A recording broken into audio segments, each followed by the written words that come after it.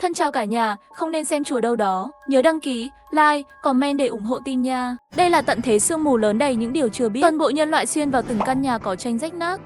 Bên ngoài là một thế giới vô danh bị bao phủ bởi sương mù. Ở đây thỉnh thoảng tất cả các loại thiên tai sẽ giáng xuống. Và trong sương mù còn có rất nhiều sinh vật đột biến đáng sợ. Con người muốn sống sót chỉ có thể sa vào nguy hiểm, tìm kiếm dương báu vật trong sương mù dày đặc. Mọi người có thể lấy nước và thức ăn sau khi mở nó, và có lợi cho sự sống còn ở lục địa sương mù. Loài người chỉ có phát triển liên tục mới có thể tồn tại. Lúc này, màn hình trước mặt tôi bỗng nhiên sáng lên. Tôi có một số thông tin quan trọng từ nó. Mỗi người chơi sẽ được phân bổ một mảnh đất nền tảng gọi là lãnh thổ, và được trang bị một ngôi nhà tranh và một con chó hoàn toàn trung thành. Lúc này kênh chat cũng rất náo nhiệt.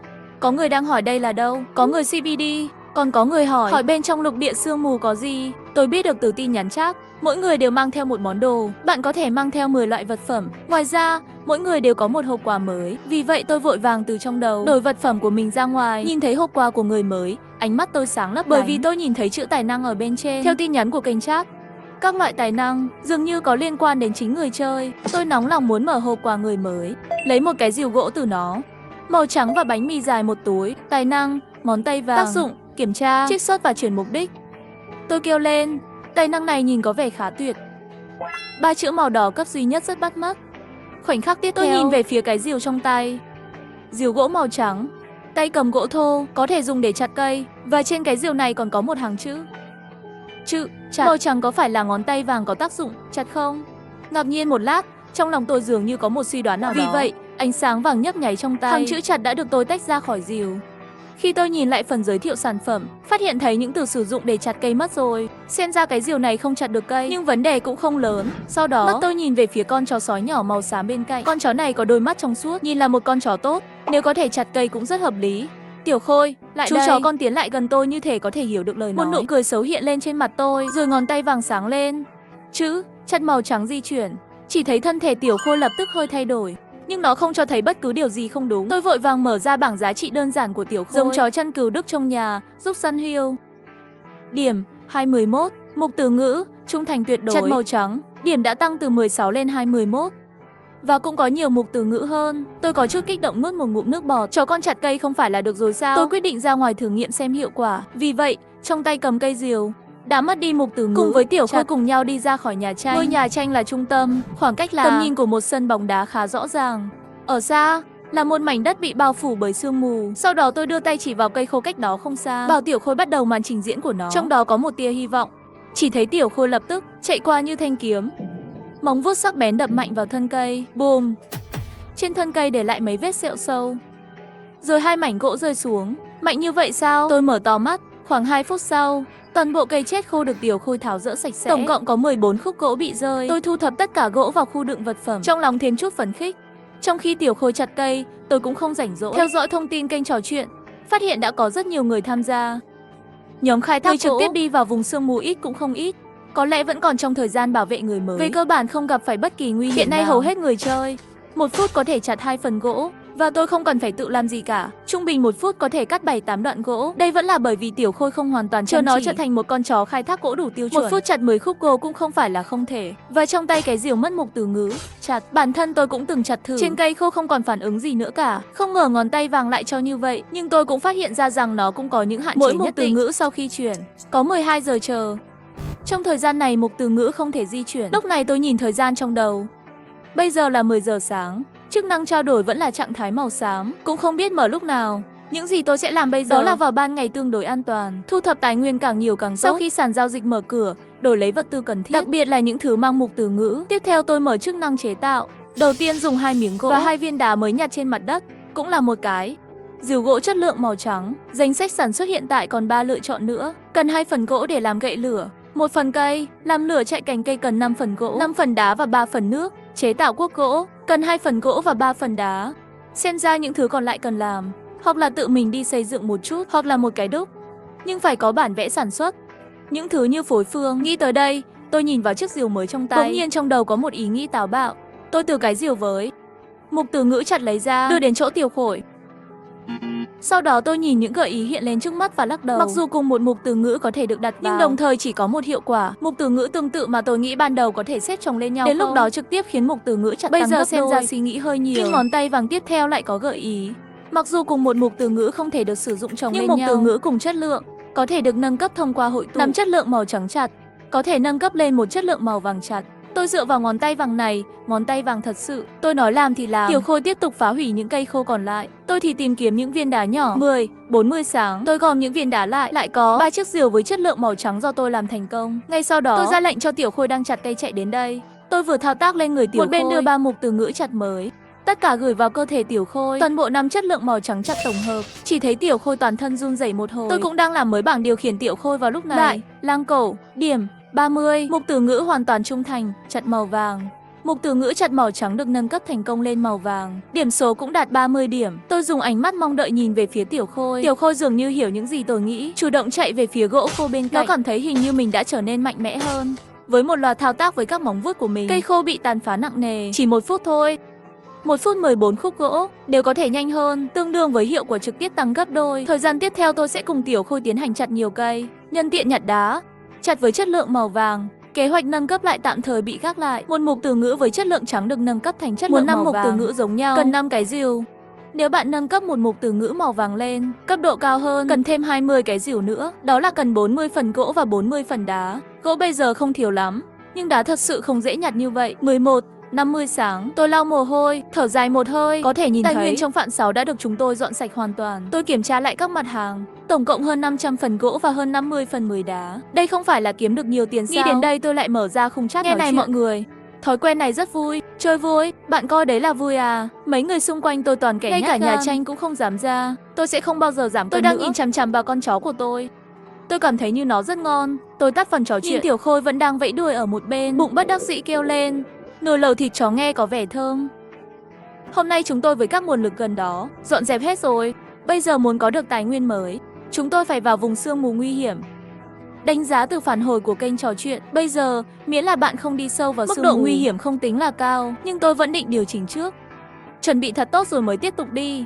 Còn bây giờ thì điên cuồng làm rìu gỗ rồi. Dù sao bây giờ xem ra tài nguyên tương đối đầy đủ. Tôi chuẩn bị để mục từ ngữ chặt một lần nữa nâng cấp, sức mạnh Tiểu Khôi sẽ tăng lên. Chính vào lúc này, màn hình trước mặt bỗng nhiên sáng lên, thông báo trò chơi xuất hiện trước mặt tất cả người chơi.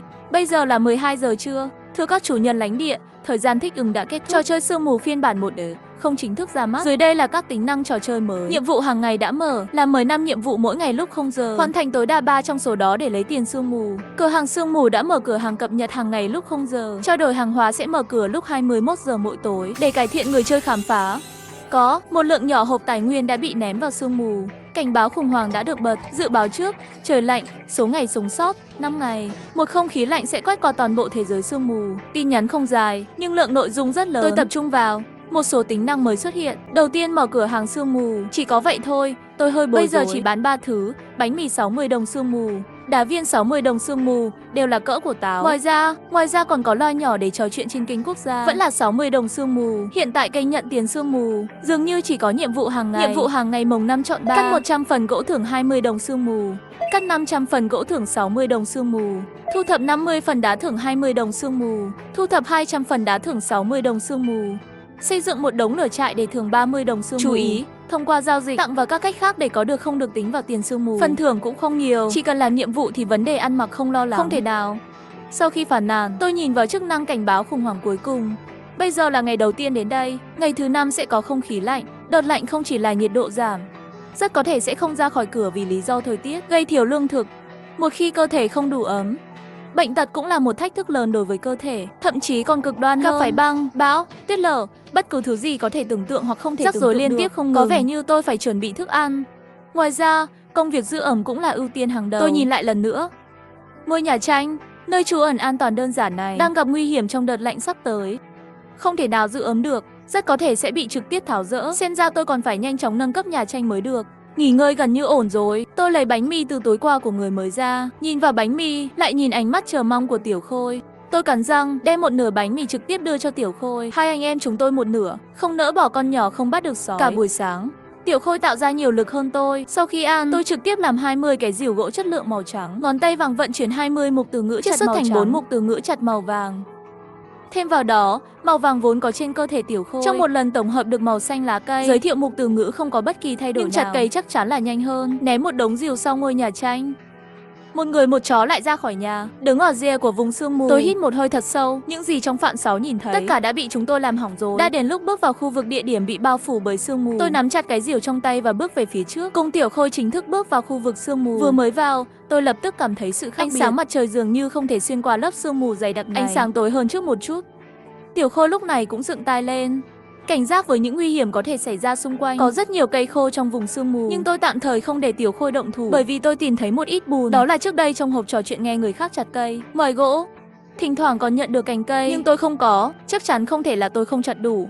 Gỗ khô và cây nhỏ thông thường đều có thể có gỗ. Cây nhỏ thông thường khó chặt hơn một chút so với gỗ khô, nhưng có một cơ hội rất nhỏ để nhặt cành cây, và cành cây là vật liệu sống rất quan trọng. Cho dù đó là gậy lửa hay lửa trại, thứ này đều không thiếu được. Tôi quyết định đi sâu hơn một chút. Phát hiện thấy không đúng thì nhanh chóng rút lui. Một chó lại hướng về khu vực sương mù. Sau một đoạn ngắn, mặt đất dưới chân không còn cứng và nứt nẻ nữa, dần dần được bao phủ bởi một lớp xanh mềm mại. Những cây thông thường khó nhìn thấy ở thời điểm đến, ở đây có thể thấy ở khắp mọi nơi, ngay cả trong sương mù cũng có thể cảm nhận được sức sống mạnh mẽ của nó. Ngay đây thôi, tôi nhìn quanh một vòng, không có ý định đi sâu hơn nữa. Ở đây có rất nhiều cây, không cần phải tìm thêm rắc rối. Sau đó chúng tôi trực tiếp bắt đầu công việc. Tiểu Khôi với mục từ ngữ chặt màu xanh lá cây, tốc độ chụp cây cực nhanh, chưa đầy 1 phút có thể làm gãy một cây nhỏ bình thường. Tôi chỉ cần thu thập tất cả gỗ là được. Ngoài ra, tôi còn làm cho mình một chiếc cuốc gỗ. Những viên đá nhỏ trên mặt đất có thể được đưa trực tiếp vào các. Tôi đã có kế hoạch cho nhiệm vụ hàng ngày. Chỉ hoàn thành 3 phần thưởng cao nhất, cắt 500 phần gỗ, 200 phần đá và xây dựng một đống lửa trại. Bằng cách này, tôi có thể nhận được 150 nhiệm vụ thu thập 500 phần gỗ và làm lửa trại. Bởi vì có Tiểu Khôi, thu được vật liệu không khó. Đó là khối đá này. Tôi hơi lo lắng, dựa trên giao tiếp trong hộp chat. Ngày nay, người chơi thường chặt 2 miếng gỗ mỗi phút, mà đá thì 1 phút cơ bản chỉ có thể nhặt 1 khối. Nếu muốn nhặt 200 khối, không cần dừng lại cũng phải hơn 3 tiếng. Mệt như chó. Ngay lúc này, khu vực một tin nhắn trên kênh đã thu hút sự chú ý của tôi. Có người trong sương mù nhặt được hộp tài nguyên chất lượng màu trắng. Tôi không biết một khu vực có bao nhiêu, nhưng theo thông tin cuộn cực nhanh trong hộp trò chuyện, phán đoán hẳn là không ít. Nhưng mà đã qua lâu như vậy, đây hẳn là người đầu tiên trong cuộc trò chuyện chia sẻ thông tin hộp tài nguyên. Định mệnh, người anh em, tôi chóng mặt trong sương mù. Ngay cả lông cũng không nhặt được. Bạn thì nhặt được miễn phí. Có gì tốt trong hộp tài nguyên chất lượng màu trắng? Không phải chỉ là một vài viên đá vỡ và một vài của thối thôi sao? Trong hộp chat nói gì cũng có. Tôi không nói. Nhìn chằm chằm vào tin nhắn trong hộp chat, tôi cũng muốn biết có gì trong hộp tài nguyên này. Nhưng tôi không định đi tìm. Dù sao thứ này cũng giống như mò kim đáy bể, chỉ cần dựa vào may mắn, không thể ép buộc. Rất nhanh, một lần trước đây anh trai nhặt được dương kho báu nói, tôi không dám vào sương mù thì đi theo con chó con. Kết quả là đằng sau ngôi nhà tranh, nhìn thấy một cái hộp nhỏ như vậy. Về phần mở ra cái gì, các người tự xem đi. Sau đó, kênh trò chuyện đã thêm 2 loại thông tin đạo cụ. Dao đá màu trắng, nhỏ gọn và sắc nét, thích hợp để cắt và tách ra. Lưới đánh cá đơn giản, màu trắng có thể được sử dụng để câu cá trên sông. Tôi xem xong tin tức, sắc mặt trong lòng dâng lên một tia kích động. Những thứ trong hộp tài nguyên càng phong phú và đa dạng, theo một nghĩa nào đó, nó càng có lợi cho tôi. Hai điều trên có vẻ bình thường, nhưng hiện tại nó rất quý giá. So với chức năng của rìu, dao đá nhỏ nghiêng về vũ khí hơn, còn về vai trò của lưới đánh cá thì chưa nói đến. Lắc đầu, tôi bỏ lại những suy nghĩ lộn xộn. Động tác khai thác trên tay lại tăng tốc mấy lần. Tôi phải cố gắng hơn nữa, ngay cả khi bạn không thể tìm thấy hộp tài nguyên. Nhưng chỉ cần hôm nay thu hoạch vốn thông thường lại đủ nhiều, cũng là một khoản tiền lớn để giao dịch. Phía bên kia của sương mù, một thân hình nhỏ nhắn đang ngồi xổm dưới gốc cây lớn, nhìn chằm chằm vào tin nhắn trong hộp chat. Khóe miệng gợi lên một nụ cười bạch bạch. Những gì tôi nói đều là sự thật. Sao họ không tin là tôi nhận được? Người phụ nữ nhìn về phía con chó trắng nhỏ bên cạnh có chút bất đắc dĩ. Cô ấy không phải là kẻ lừa đảo. Cô ấy tên là Lâm Nguyệt, thân hình nhỏ nhắn và tinh tế, mặt trắng mịn hồng mềm. Nếu bạn phải gọi cho cô ấy một từ khóa, đó là Lovely. Mặc dù cô ấy đã chia sẻ thông tin về hộp tài nguyên thu được, nhưng cô ấy không tiết lộ một bí mật khác, đó chính là tài năng của cô ấy. Tài năng, cá coi, vô cùng may mắn. Trong thuyết huyền học, may mắn mới là lợi thế lớn nhất của cô ấy ở đây. Một vài giờ trôi qua ở phía bên kia, tôi đã mệt đến mức một câu cũng không muốn nói nữa. Cả cánh tay run lên. Tôi vừa xem chat trên kênh khu vực, một bên chặt gỗ, một bên nhặt đá mấy tiếng đồng hồ. Ngay cả khi đó là Tiểu Khôi với mục từ ngữ màu xanh lá cây, lúc này cũng có chút không chặt được, đang điên cùng thè lưỡi. Bạn cố gắng dọn cho nó một mảnh đất nhỏ. Thêm bữa ăn, bắt buộc phải thêm bữa ăn. Tôi đã xem các mặt hàng, trên khuôn mặt mệt mỏi cuối cùng cũng lộ ra nụ cười. Bây giờ chỉ còn vài phút nữa là đến 6 giờ chiều. Trong kho hàng đã có hơn 2.700 phần gỗ, hơn 200 viên đá và hơn 50 cành cây.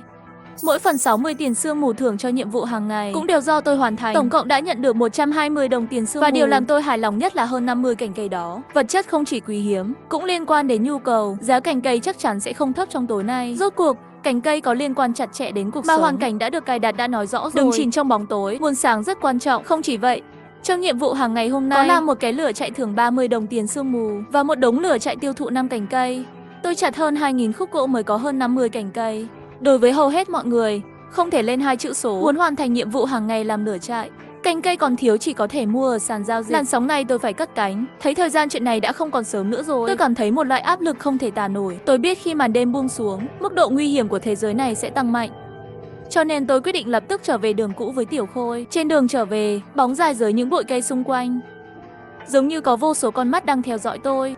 Trước khi tia nắng cuối cùng biến mất trên đường chân trời, tôi và Tiểu Khôi đi qua sương mù và trở về ngôi nhà tranh. Tôi liếc nhìn thời gian, đúng 6 giờ rưỡi tối. Trong nhà tôi không do dự, trực tiếp tiêu thụ vật liệu để xây dựng một đống lửa trại. Chênh lệch nhiệt độ giữa ngày và đêm ở đây lớn hơn tưởng tượng. Bỗng nhiên miệng tôi nhếch lên ngẫu nhiên, bởi vì tôi đã phát hiện ra một điều. Ngọn lửa này muốn được thắp sáng cũng cần tiêu thụ một giá trị số. Thứ hai, thời gian đốt lửa trại có hạn. Để duy trì thời gian cháy, bạn cần thêm gỗ. Một khúc gỗ có thể cháy trong 15 phút, phải mất 4 miếng gỗ trong 1 giờ. Đến 7 giờ sáng hôm sau, với 12 tiếng, nghĩa là cần 48 miếng gỗ. Nếu mỗi lần thắp lửa hoặc lửa trại, tất cả đều cần một cành cây, vậy thì thứ này không có gì bất ngờ, là một loại tiền tệ cứng. Dù sao mỗi đêm đều có tiêu thụ cố định, đây chắc chắn là một điều tốt cho tôi. Có nghĩa là những thứ này có giá trị hơn. Sau đó tôi nhìn về phía Tiểu Khôi bên cạnh với một nụ cười xấu. Vấn đề là tôi làm những thứ này còn tiện cho lửa trại đốt lên. Cái lạnh của bốn phía bị xua tan. Tiểu Khôi yên lặng nằm dưới chân tôi. Ngay lúc này, cơ thể tôi hơi run rẩy, khóe miệng không thể ngừng nâng lên một lần nữa. Lại còn có thu hoạch bất ngờ. Lửa trại này cũng có mục từ ngữ. 2 dòng chữ nhỏ cứ thế xuất hiện trước mặt tôi. Màu trắng sáng cung cấp nguồn sáng, có thể phân tán sương mù xung quanh, đốt cháy màu trắng, tiêu thụ năng lượng. Nhiệt độ cao, ngay lập tức tôi lại chuyển tầm nhìn sang một bên. Trên Tiểu Khôi đang sưởi ấm. Chẳng lẽ nói, không được sao? Suy nghĩ của tôi hình như lập tức mở ra rồi. Anh Khôi, tôi thử kêu một tiếng, mày có tin ánh sáng không? Tiểu Khôi ngẩng đầu lên và nháy mắt với tôi. Dường như không hiểu lắm, nhưng rất hợp tác, gật đầu. Cứ thế tôi cũng không còn vướng mắc nữa, trực tiếp trích xuất mục từ ngữ sáng của lửa trại. Ngay lập tức bốn phía lại rơi vào bóng tối. Ngay sau đó, mục từ ngữ sáng truyền vào cơ thể của Tiểu Khôi, bốn phía lại sáng lên. Chỉ là so với trước, tối hơn một chút. Định mạnh, chó kích sáng. Tôi hơi phấn khích, không chỉ mình tôi, ngay cả bản thân Tiểu Khôi cũng sửng sốt. Vừa rồi, nó chỉ cảm thấy toàn thân có một luồng hơi ấm áp rồi nó sáng lên. Tôi ngạc nhiên. Tiểu Khôi cho sự thay đổi của chính nó cũng không có bất kỳ bài xích nào, ngược lại có vẻ rất hưng phấn. Tôi mở bảng điều khiển của Tiểu Khôi, loại chó, lang cẩu, điểm 48. Mục từ ngữ, hoàn toàn trung thành, chặt. Màu xanh lá cây, mục từ ngữ ánh sáng màu trắng đã được chuyển thành công. Ngay cả đánh giá cũng là sau khi thao tác. Trực tiếp đến 48 giờ, miệng tôi nhếch sâu hơn. Tiểu Khôi của ngày hôm nay tương đương với một bóng đèn điện di động không tiêu thụ điện. Sau đó tôi lại nhìn vào mục từ ngữ, nóng. Nếu tôi đặt mục từ ngữ này ngay bây giờ, chuyển sang Tiểu Khôi, sẽ không trực tiếp thiêu chết nó nhỉ? Mặc dù khả năng rất nhỏ, nhưng tôi không dám cược. Vì vậy, tôi lấy ra một cái rìu ngẫu nhiên từ một đống rìu. Ngón tay vàng nhấp nháy. Mục từ ngữ nóng đã được tôi truyền vào. Thật tiếc khi ánh sáng vàng của tôi nhấp nháy, chiếc rìu ngày nay có mục từ ngữ nóng, nhưng nó không cháy trực tiếp. Điều này cho thấy nó có thể được điều khiển chủ động. Mỗi khi tôi cố gắng làm nóng chiếc rìu này, cần tiêu thụ một cành cây. Tôi hơi phấn khích. Sau này không phải là chỉ cần thông qua di chuyển mục từ ngữ, tạo ra rất nhiều vũ khí kỳ lạ. Cái gì mà băng giá, nóng, độc tính cao và các mục từ ngữ khác đều xuất hiện trên một vũ khí. Đến lúc đó sẽ tuyệt vời như thế nào? Nếu bạn vẫn muốn lấp đầy vẻ ngoài, bạn có thể thêm ánh sáng. Chẳng phải là trực tiếp thành vũ khí ánh sáng sao? Sau đó tôi quyết định đợi 12 tiếng sau đó chuyển mục từ ngữ nóng này sang Tiểu Khôi. Nhưng Tiểu Khôi sử dụng khả năng nóng rát, chắc không phải là tiêu thụ cành cây, ước tính là tiêu hao thể lực hoặc tiêu hao nhiệt lượng. Sau đó tôi mở cửa hàng sương mù, tiêu thụ 60 bức tường sương mù để đổi lấy một miếng bánh mì. Quy tắc cũ và Tiểu Khôi một người một nửa. Về phần đá, tôi tạm thời không định đổi. Dù sao bây giờ tôi cũng không có chỗ chứa nước. Lúc này tôi nhìn vào hộp chat. Bây giờ tin nhắn cuộn nhanh hơn buổi chiều. Nhanh hơn nhiều rồi. Các bạn, có ai đã bao giờ chết Bạn chưa? Có thể nói không? Chết có thể trở về thế giới thực không? Tôi đang chết đói. Những người nhận được hộp tài nguyên đều may quá đi. Ai có thể cứu tôi? Xung quanh tôi là sương mù, không thấy gì cả, không còn tìm được đường về nhà. Tất cả các loại tin nhắn trong hộp trò chuyện cuộn. Điều này cho tôi một nhận thức trực quan hơn. Số người trong khu vực có lẽ nhiều hơn tôi nghĩ. Cũng lúc này, hộp trò chuyện bỗng nhiên dừng lại. Đó là tin nhắn hệ thống. Các chủ nhân lãnh địa thân mến, trò chơi sau buổi phiên bản 1 một hiện đã được cập nhật. Hệ thống email đã lên mạng. Chủ nhân lãnh địa có thể gửi qua hệ thống nhận thông tin sự kiện và phần thưởng đặc biệt. Bản đồ nâng cấp nhà tranh đã được phát cho mỗi chủ nhân lãnh địa. Kênh trò chuyện giấy hỗ trợ gửi bằng giọng nói. Kênh trò chuyện khu vực hiển thị số người đang online. Chủ nhân lãnh địa đã nâng cấp ngôi nhà tranh trước 24 giờ hôm nay, sẽ nhận được một khối tiền ngôi sao. Sau khi xem tin nhắn hệ thống, tôi không thể chờ đợi để mở email, lấy bản vẽ nâng cấp nhà tranh đã phát hành ra. Má ơi, tốt. Sau khi xem bản vẽ nâng cấp nhà tranh, tôi bật cười. Bản vẽ nâng cấp nhà tranh có thể biến ngôi nhà tranh thô sơ nâng cấp lên một ngôi nhà gỗ vững chắc. Nâng cấp vật liệu cần thiết gỗ 500 phần, 200 cục đá. Hầu hết người chơi ngày nay, cho dù có đủ 500 phần gỗ hoặc 200 viên đá, hoàn thành tối đa một mục. Hơn nữa, công cụ giữa chừng sẽ bị hư hỏng, làm lại cũng phải tiêu thụ vật liệu. Ngoại trừ tôi, hiện nay còn có mấy người có thể đáp ứng điều kiện này. Đá không có nhiều ngoại trừ nâng cấp, nhưng gỗ tôi có hơn 2.700 điểm. Ngay cả khi tự nâng cấp xong, còn lại 2.200 phần.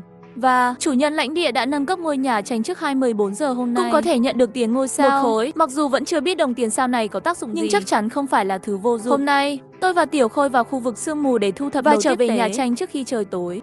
Lúc này, tôi nghĩ ngày thứ 5 sẽ có bão tuyết. Vì vậy, tôi quyết định nâng cấp ngôi nhà tranh vào lúc này, nhà gỗ để chống lại cuộc xâm lược của bão tuyết. Với 500 phần gỗ và 200 phần đá được giao thành công, ngôi nhà gỗ trong tay tôi bản vẽ biến thành một luồng ánh sáng tiêu tán. Ngôi nhà tranh thô sơ khoảnh khắc được bao phủ bởi một lớp ánh sáng dịu dàng. Trong khi đó, những đống gỗ và đá như thể bị một lực lượng bí ẩn nào đó lôi kéo, kết hợp nối tiếp có trật tự. Chẳng bao lâu tia sáng cuối cùng đã biến mất. Một ngôi nhà gỗ mới và chắc chắn xuất hiện trên lãnh thổ của tôi. Nâng cấp hoàn tất, định mệnh, tôi thấy có chút nhiệt huyết dâng trào. Khoảnh khắc tiếp theo tôi tìm kiếm ánh sáng. Mấy chữ nhỏ hiện ra trước mặt tôi. Nhà tranh được nâng cấp thành nhà gỗ. Ngài đã trở thành chủ nhân lãnh địa chính thức. Vui lòng đăng ký nick của bạn để hoàn thành xác thực danh tính. Tôi thấy có hơi khó khăn. Loại chuyện lấy biệt danh trong trò chơi này thật sự có chút đau đầu, kéo dài khá lâu. Tôi cuối cùng từ bỏ, chậm rãi nhập mấy chữ lớn: Nguyên Thủy Thiên Tôn, đặt tên thành công. Kính gửi Thiên Tôn Nguyên Thủy. Vui lòng tiếp tục đặt tên cho khu vực hiện tại. Miệng tôi gợi lên một nụ cười, nhập văn bản trực tiếp khu vực tỏa sáng. Khu vực tỏa sáng được đặt tên thành công. Phần thưởng đặt tên đã được phát hành. Sắp phát hành. Thông báo khu vực có cần được đăng ẩn danh không? Ẩn danh, tôi chỉ do dự 0,01 giây rồi chọn không. Mặc dù cây lớn đón gió, nhưng đôi khi cũng cần tích lũy uy tín nhất định. Sự nổi tiếng chỉ có như vậy. Sẽ có nhiều người muốn hợp tác với tôi hơn. Rất nhanh, thông báo khu vực. Chúc mừng Thiên Tôn Nguyên Thủy trở thành chủ nhân lãnh địa chính thức đầu tiên của khu vực. Và đặt tên cho khu vực này là vùng đất tỏa sáng. Kênh trò chuyện sau một kết quả ngắn hoàn toàn bùng nổ. Mẹ ơi, Nguyên Thủy Thiên Tôn, tôi còn là giáo chủ thông thiên trở thành chủ nhân lãnh địa chắc chính là thức. Phải nâng cấp nhà tranh lên nhà gỗ. Hắn đâu ra nhiều tài nguyên như vậy? Tôi làm việc không ngừng mới chỉ thu thập được 300 phần gỗ. Người này đỉnh thế. Nguyên Thủy Thiên Tôn, tôi muốn làm chó của bạn. Nô ra cái gì cũng biết. Con có thể băng lửa 2 tầng trời biến âm. Tôi nghe xong tin nhắn thoại mà lông tơ dựng ngược, da gà nổi hết cả lên. Cô gái này kinh vậy. Tài năng của cô gái này sẽ không chính thức hùng biện như lưỡi. Xem phải một không? Lúc, tôi tạm thời đóng hộp chat rồi. Rốt cuộc, giữ hình ảnh bí ẩn là quan trọng. Và lúc này, phía bên kia của sương mù, người đàn ông đứng bên cạnh đống đá vừa được khai quật, sắc mặt âm trầm, giơ một ngọn đuốc lên và một cây cuốc gỗ, thu thập tài nguyên trong sương mù với ánh lửa yếu ớt.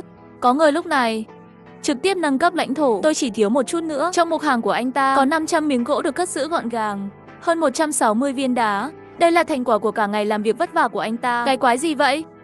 Lôi Ninh nghiến răng, trong giọng nói tràn đầy không cam lòng và phẫn nộ. Thiên Tôn Nguyên Thủy phải không? Đợi đó cho tôi. Bên kia tôi mở lại chức năng email, nhận gói quà và hoàn thành nhiệm vụ. Nâng cấp nhà tranh, phần thưởng đã được lấy ra. Tiền xu sao là tiền xu thông thường. Sự khác biệt là các điểm ánh sao ở trên rất đẹp, nhưng không giới thiệu có tác dụng gì, cũng không có mục từ ngữ đính kèm. Sau đó tôi mở gói quà đặt tên khu vực, thêm 1 đồng xu sao và 2 bản vẽ sản xuất.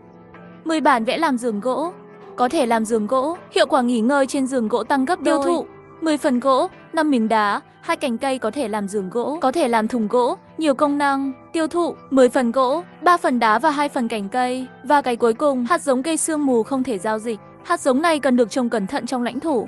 Sau khi trồng cần tưới nước cẩn thận hàng ngày. Sau khi nó trưởng thành, mỗi ngày có thể thu hoạch một lượng sương mù nhất định từ trên cây. Sản lượng và tình trạng tăng trưởng của bức tường sương mù và những ưu và nhược điểm của môi trường xung quanh dao động. Cái này không phải tương đương với cây tiền sao? Cửa hàng sương mù hôm nay có thể đổi lấy những thứ cơ bản nhất, miễn là có một dòng tiền sương mù liên tiếp. Vậy thì có thể đảm bảo không bị chết khát chết đói. Hơn nữa, cửa hàng sương mù cũng sẽ được cập nhật, chờ đến sau này có thể đổi lấy càng nhiều vật tư. Chờ có điều kiện thì trồng nó đầu tiên. Dù sao bây giờ tôi còn không có công cụ đào đất. Hơn nữa nơi này nước và đất tương đối yên tĩnh. Ước tính cây sương mù có thể lớn lên, sản lượng cũng sẽ không đặc biệt tốt. Cất đầu đi. Tôi lại xem tin nhắn của kênh chat, phát hiện vẫn còn rất nhiều người đang thảo luận. Dù sao cho đến nay, tôi là chủ nhân lãnh địa duy nhất trong khu vực này. Tôi hiểu rõ hơn về bản thân mình. Sức mạnh không nhỏ, mạnh như vậy. Và sau khi phiên bản 1 được cập nhật, nó cũng hiển thị số lượng người trực tuyến trong khu vực của họ. 10.818 người, hơn 10.000 người, không ai đụng nhau. Có vẻ như kích thước của khu vực này nó lớn hơn tôi tưởng rất nhiều. Sử dụng bản vẽ giường gỗ, tôi đã làm một chiếc giường gỗ. Tôi nằm trên giường cũng rất thoải mái. Thời gian nhanh chóng đến 8 giờ rưỡi chiều, hệ thống xác nhận tin tức đến rồi. Tôi học được từ đó, hướng dẫn trao đổi ngày nay, mở lưu thông trong mỗi khu vực, không phải toàn quốc hay toàn thế giới. Như vậy, loại vật tư tôi có thể mua sẽ ít hơn nhiều. Có vẻ như tôi phải làm gì đó tối đa hóa lợi ích. Chẳng mấy chốc, đầu óc tôi chạy nhanh, một nguyên mẫu của kế hoạch từ từ xuất hiện. Nghĩ tới đây, tôi bắt đầu chỉnh sửa phần tử phát biểu trên các kênh trò chuyện khu vực. Sau khi nhận được tiền ngôi sao khi nâng cấp lãnh thổ, nên rất quý giá, những ngôi sao lấp lánh trên đó cảm thấy có tác dụng lớn. Câu nói này không dài, nhưng đây là bài phát biểu của vị thiên tôn nguyên thủy này của tôi. Chắc chắn rồi, một khi khuấy động ngàn lớp sóng, thiên tôn nói tiền sao là thứ tốt. Tôi nghĩ mọi người đều hiểu, nhưng muốn hôm nay có đủ vật liệu nâng cấp. Khó quá, sau khi sàn giao dịch mở tôi bán hết những thứ khác cũng không nhất định nhận đủ. Nhìn vào hộp trò chuyện, tôi lại chọn không bình luận. Dù sao mục đích của tôi đã đạt được, giá trị quý giá của đồng tiền ngôi sao. Để thêm nhiều người cắn răng, chọn trước 24 giờ, nâng cấp lãnh thổ thông qua trao đổi đầy đủ gỗ và đá nâng cấp. Bằng cách đó, gỗ còn lại của tôi sẽ được nâng lên. Thời gian nhanh chóng đến 9 giờ tối. Trong khi đó, chức năng trao đổi màu xám đó cuối cùng cũng sáng lên. Tôi giống như hầu hết mọi người, lần đầu tiên bấm vào, lúc đầu không có gì trên sàn giao dịch, trống rỗng. Nhưng mới qua được vài giây, tất cả mọi thứ đều treo lên. Đá gỗ, cành cây có mọi thứ, chỉ là vì sàn giao dịch vừa mới mở cửa. Giá của những thứ này không ổn định, đều muốn bán giá cao, mua giá thấp. Tôi đã quyết định tạm thời không xem giá của những vật liệu cơ bản này. Thay vào đó, hãy tập trung vào những thứ ít phổ biến hơn. Rốt cuộc, 10.000 người sẽ luôn có một số thứ tốt. Ngay sau đó mắt tôi hơi míp lại. Một tin nhắn giao dịch cực kỳ bắt mắt xuất hiện. Giao dịch đấu giá đã mở, dao băng xương màu xanh lá cây. Lưỡi dao rất sắc bén, được làm từ đá lạnh tinh khiết. Trên đó có một chút hàn khí. Giá cơ bản của giao dịch là 150 miếng gỗ. Người chơi trên toàn bộ khu vực bùng nổ. Tất cả đều nhìn thấy thứ này trên sàn giao dịch. Hộp trò chuyện nổ tung ngay lập tức. Má ơi, điều này nghe có vẻ tuyệt vời, là chất lượng màu xanh lá cây. Giá cơ bản này lại là 150 cái gỗ. Nghèo điên rồi, cái này ai mua được? Tôi nhìn đồng hồ đếm ngược và không quan tâm. Chuẩn bị đợi mấy chục giây cuối cùng mới ra tay. Màu xanh lá cây của dao băng xương, xác suất cao mang theo mục từ ngữ màu xanh lá cây. Hàng trăm miếng gỗ có thể rất có giá trị đối với người khác ngày nay, nhưng với tôi, cũng chỉ là để cho tiểu khôi bìa làm việc 10 phút. Tôi vừa tính toán trong lòng, trong khi theo dõi chặt chẽ tình hình giao dịch đấu thầu. Gỗ chắc chắn không giữ được giá trị. Sau 24 giờ, giá chắc chắn sẽ giảm mạnh. Theo thời gian, cuộc thảo luận trong hộp trò chuyện ngày càng gay gắt, nhưng không ai trả giá trước. Khi đếm ngược về không còn 30 giây nữa, tôi vừa chuẩn bị ra tay, nhưng ngay lúc này, đếm ngược cho dao băng xương đã được làm mới. Giá đã được tăng lên 160 xu gỗ.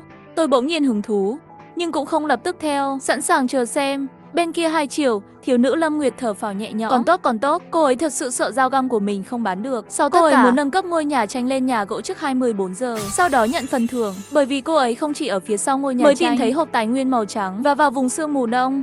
Nguy hiểm trong khu vực sương mù là không nhìn thấy một buổi chiều. Cô ấy đã nhặt được rất nhiều đá nhỏ trên đường và đi. 2 hộp tài nguyên, một trong số đó là chất lượng màu vàng. Tài năng của cá coi thật đáng sợ. Loại dao băng xương có chất lượng màu xanh lá cây này, nó được mở từ hộp tài nguyên chất lượng màu vàng. Trước kia Nguyên Thủy Thiên Tôn nói, tiền ngôi sao sẽ rất hữu ích. Tôi không biết chơi những trò chơi này, bắt buộc phải lắng nghe cẩn thận những chuyên gia này. Bên kia tôi đang đếm ngược về không. Nâng giá của con dao găm này lên 170 miếng gỗ. Bây giờ đã đến 9, 10 tối. Bên trong, một số vật tư cơ bản cũng dần dần ổn định. Tình hình chung của đêm đầu tiên này đã đến. 5 phần gỗ có thể đổi 3 khối đá, 30 miếng gỗ có thể đổi một cành cây. Tiền sương mù có vẻ không có giá trị như vậy. Tiền xu sương mù hôm nay, về cơ bản 2 phần gỗ là có thể đổi một càng cái. Về sau, phương tiện để mọi người có được nguồn lực cơ bản càng cao, hiệu quả càng nhanh. Giá của các vật liệu cơ bản này nên ra mắt vào lúc đỉnh cao, sau đó trượt xuống hết cỡ. Nghĩ kỹ, tôi suy nghĩ một lát, đã treo lệnh giao dịch đầu tiên. 50 phần gỗ đổi lấy 25 đồng sương mù. Lệnh giao dịch sẽ kết thúc sau vài phút nữa. Email của tôi có thêm 23 đồng sương mù. 2 đồng tiền sương mù còn thiếu là phí xử lý. Giây tiếp theo, đếm ngược cho giao dịch đấu thầu được làm mới một lần nữa. Có người đề nghị 180 miếng gỗ, mua con dao bằng xương chất lượng màu xanh lá cây đó. Một tin nhắn xuất hiện trong hộp trò chuyện cùng lúc đó. Đao Phong, người đầu giá với tôi dao bằng xương đó. Nếu không được, tôi sẽ đến thăm trong tương lai. Sâu trong sương mù, cạnh một đầm lầy ẩm ướt, một người đàn ông vạm vỡ, cầm cái rìu vẫn còn chảy máu, toàn thân tỏa ra khí chất mạnh mẽ. Trần Hồ cũng là chủ nhân lãnh địa chính thức của vùng đất tan vỡ. Lưỡi dao ở dưới chân hắn có 2 xác động vật kỳ lạ nằm. Chúng rất lớn, có hình bóng của một con lợn rừng và đồng tử đỏ. Sâu trong sương mù thật sự rất nguy hiểm, ngay cả tôi cũng suýt không chống đỡ được. Trần Hồ lại nhìn đồ đạc của mình. Ngoài vật tư cơ bản, ngoài ra còn có một vài sản phẩm và hơn 50 đồng tiền sương mù còn lại. Đây là cách sống sót hoàn toàn mới mà anh ta phát hiện ra. Giết sinh vật kỳ lạ trong sương mù, đổi tiền sương mù lấy các tài nguyên cần thiết khác. Con dao găm chất lượng màu xanh lá cây này tôi phải lấy đi. Trong mắt Trần Hổ bừng lên khát vọng nóng bỏng. Bên kia, tôi đang nằm trên giường, giọng điệu có chút khinh thường. Nhìn cái người tên Đao Phong gì đó gửi tin nhắn. Tôi muốn cười, nếu không thể đưa dao cho hắn, vậy thì sau này hắn sẽ đến thăm, đe dọa tôi. Cái này có thể nhịn được sao? Chắc chắn là không. Tăng giá, phải tăng giá. Trực tiếp lấy 200 phần gỗ. Mọi người trong hộp trò chuyện thảo luận rất nhiều. Mẹ ơi, đây là hai lão đại bắt đầu cầm bắt rồi à? Đại lão Đao Phong tăng giá để chỉnh hắn. 200 phần Nói gỗ. cho thì cho, Hoàn toàn vô nhân đạo. Cuối cùng, vì giới hạn của Trần Hổ là 190 phần gỗ, cho nên lần này không ai cướp con dao găm này với tôi nữa. 200 phần gỗ đã lấy thành công. Ngay lúc này, tôi lấy con dao găm băng xương ra khỏi thư. Sự lạnh lẽo phát ra từ lòng bàn tay, trông rất khác thường. Nhẹ nhàng vung dao găm, trong không khí đều có thể cảm nhận được một chút lạnh lẽo. Sau đó, tôi nhìn thấy mục từ ngữ trên tay qua ngón tay vàng. Sắc nhọc, màu vàng, sắc nhọn bất thường, có thể dễ dàng cắt các vật cứng. Băng xương, màu xanh, càng thêm lạnh, có thể gây thêm thiệt hại đóng băng và làm chậm mục tiêu. Tuyển chuyển, màu vàng, trọng lượng nhẹ hơn, sử dụng linh hoạt hơn. Một vũ khí có đầy đủ 3 mục từ ngữ, 2 màu vàng, 1 màu xanh lá cây. Kiếm được nhiều rồi. Nhìn Tiểu Khôi ở một bên ngủ gật, tôi tạm thời từ bỏ ý tưởng chuyển mục từ ngữ, quyết định hay là tự mình cầm trước để tự vệ đi. Đặt dao găm xương giá vào thanh vật phẩm. Tôi tiếp tục kiểm tra sàn giao dịch, vừa chuẩn bị phát biểu tiếp tục tăng giá, lại bị một giao dịch khác, tin tức giá mua thu hút. Thông tin sản phẩm lần này khiến tôi đau lòng một lúc. Nó hấp dẫn hơn chất lượng màu xanh lá cây trước đó. Vật phẩm đấu giá hiện tại, trứng rùa màu vàng, vỏ cứng, trứng rùa với kết cấu rõ ràng, có thể nở thành rùa nhỏ. Giá cơ bản của giao dịch là 100 miếng gỗ. Chẳng bao lâu sau, có người trả giá 110 miếng gỗ cho quả trứng rùa. Trong khi đó, trong hộp chat xuất hiện một tin nhắn như thế này: người anh em, đưa tôi quả trứng rùa này. Tôi mở rồi, nhà tranh cũng tốt. Cần nhà gỗ làm gì? Tôi muốn ăn một cái gì đó tốt ngay bây giờ. Tôi hơi bất lực. Thật sự không cần cứu mạng nữa. Cũng kiên quyết không ủy khuất chính mình. Phải ăn một bữa ngon. Cuối cùng, tôi và người muốn ăn ngon đó giành giật giá cả. Sau 20 phút, trứng rùa được tôi mua với giá 150 phần gỗ. Rất nhanh, email của tôi sáng lên, tôi lấy trứng rùa ra, cẩn thận cầm trứng rùa, cẩn thận nhìn kỹ. Vỏ trứng này đầy những bất thường, nhưng lại có những đường vân nhịp điệu độc đáo. Ngoài ra, còn ẩn ẩn phát ra một lớp ánh sáng và bóng tối mờ nhạt. Tôi nhẹ nhàng lau vỏ trứng, có thể cảm nhận được một sức sống không yếu trong đó. Con rùa nhỏ bên trong của trứng có tay chân khỏe mạnh, chỉ cần đợi nó nở ra, nhưng để nở, tôi có chút lo lắng. Mặc dù kết quả tồi tệ nhất chỉ là thất bại trong việc nở, sau đó để tôi nhét kẽ răng, nhưng tôi đang thiếu lao động. Tiểu Khôi ở một bên bỗng nhiên kêu một tiếng, đồng thời, quả trứng rùa trong tay tôi nhẹ nhàng lắc lư một chút.